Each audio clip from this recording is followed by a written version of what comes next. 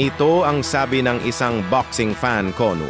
Rematch ka muna kay Sultan Idol, baka sakali makabawi ka para mabawas-bawasan sama ng loob mo sa kanya habang buhay mo yan dadalhin, Idol, pag hindi ka makaganti.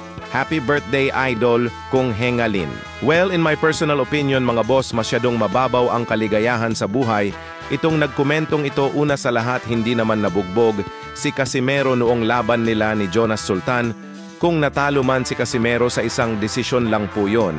Nasa tingin ng karamihan maling hatol yon sapagkat marami ang mga nagsasabi na dapat si Casimero ang panalo. Pangalawa, mas malayo na ang narating ni Casimero sa boxing kung ikukumpara natin kay Sultan. Pangatlo, kapag ba natalo ang isang boxer, habang buhay niya na yon dadalhin kapag hindi siya nakabawi sa kalaban.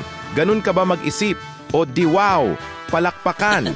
Sa ibang balita naman, mga boss, nitong mga nagdaang araw lang ay alam natin ang nangyaring bangayan sa pagitan nila Carl James Wonderboy Martin at ang Casimero Brothers. Parehong matindi ang kanilang mga patotsadahan sa social media.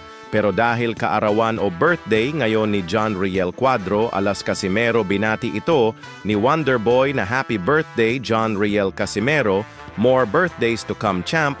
Habang bumati din ng happy birthday kay Cuadro alas Casimero ang ating WBC Strawweight World Champion Melvin Jerusalem.